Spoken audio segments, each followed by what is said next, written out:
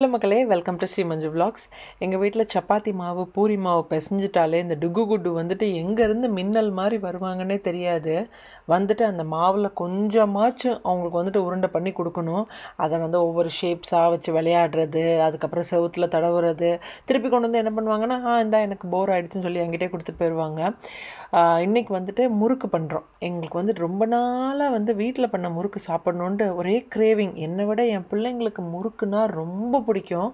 அவங்களும் ரொம்ப நாள் கேட்டுட்டு இருந்தாங்க. எனக்கு டைம் இல்லாததுனால வந்து அதெல்லாம் பொறுமையாக நல்ல ஒரு மூடு இருக்கணும், அப்போ தான் நமக்கு வந்துட்டு முறுக்கு சுடலாம் முடியும் இல்லையா. அதுவும் அந்த ஃபெஸ்டிவல் வைப் இருந்தால் தான் அதை பண்ணுறதுக்கே தோணும்.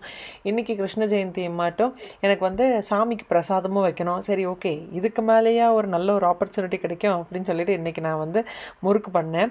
அப்பமும் பிசைகிறதுக்காக ஓடி வந்தாங்க 2 பேரும். இந்த நீங்கள் பார்த்தீங்க இல்லையா, முறுக்கு புளியறதுல இருந்துட்டு எல்லாமே அவங்க கூடயே பண்ணாங்க. சூப்பராகவும் முறுக்கு வந்துச்சு கடைசியாக.